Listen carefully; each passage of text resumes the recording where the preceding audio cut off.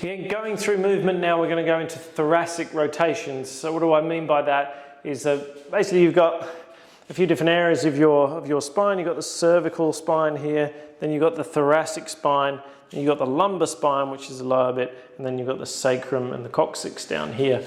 So thoracic, when I say the thoracic area, basically it's the spine and the rib cage area. That area, so it's rotation, and it should be rotation high up in the spine.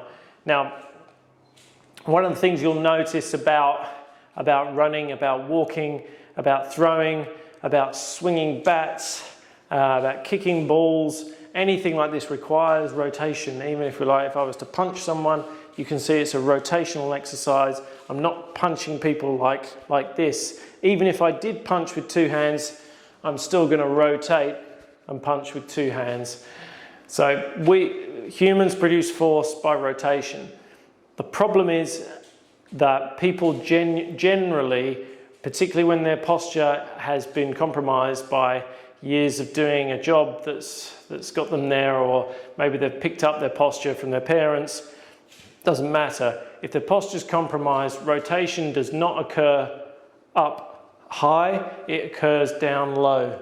And when it occurs at the lumbar spine, the lumbar spine is not really designed to do this rotation, so you tend to pick up strains around the lower back.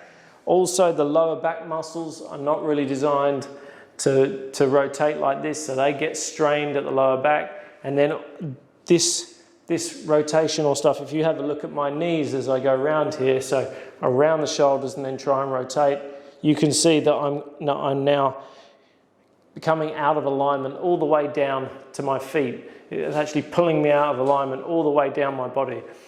So this is a big problem with rotation. Now, a lot of trainers out there at the moment are beginning to recognize that rotation is important, because, you know, if you watch any sport whatsoever, you'll see rotation working in every aspect of the sport. Go and watch someone play tennis, play cricket, it's all rotation. Fast bowling, again, it's rotation. Football, it's rotation. When they kick a ball, it's rotation everywhere. And yet, for years and years and years, people have been doing this kind of thing, pull-ups, bench presses, to try and improve their performance on a sports field. It doesn't really make much sense when it's all rotation and often one-sided force production. So force coming on from one side. So people are training rotation a lot more, but without due care and attention to good postural integrity while they're doing it, you're going to get injuries.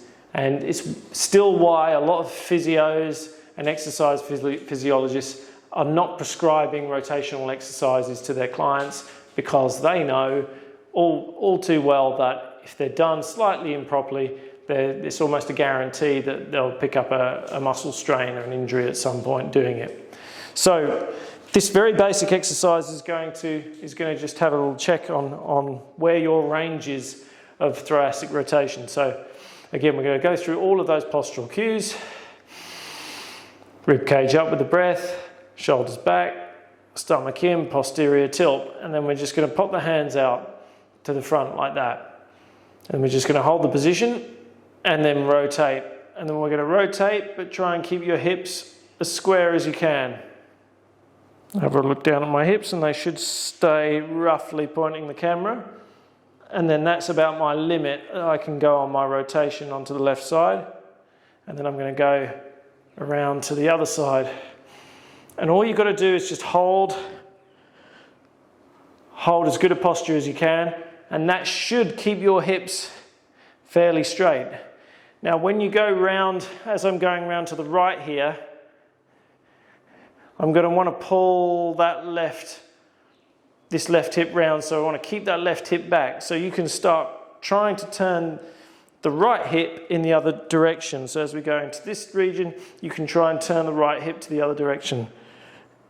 And then as you turn that right hip in the other direction, but you still want to stay fairly straight with the hips, but you should get a fairly good workout out of this. And then we're going to go to the other side again. So with oppositional hip rotation again. So I'm going to try and rotate my hips this way instead of that way. I'm going to turn them the opposite direction.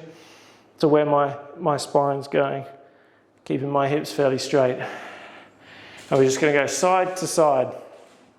Now you can very easily cheat doing this one. You can really easily put your hands there and just move your hands like this and pretend that you're rotating up in the upper spine and not actually do it. So keep your hands in line with your torso. So your arms in line with your torso, and so it's just your torso that rotates. And it rotates the other way. And then if you're looking again in the mirror or videoing yourself doing this, you'll be able to see what's going on at the hips here a little bit more. Without a doubt, when you turn in this direction, your hips are going to want to go with you like that. We want to not have this kind of hip movement going on. The hips bump. Want to be nice and stable, and then we're just rotating in the upper body only as we do that. And then that's a safe rotation. It's a really safe rotation. It's a powerful rotation. And it basically, with the hips in place there, with a little bit of oppositional hip rotation, we're creating a good little bit of length going across the body here that we can then kick into action when we want to rotate in the other direction. We can actually use that length and snap off of it to create some power, which is what we're doing when we throw a punch. So really we're keeping the hips, boom, and then we're flipping the hips over like this. So a little bit of rotation, bam, and we're using the hips to throw the punch as much as the arm. So that's the thoracic rotations. The next exercise.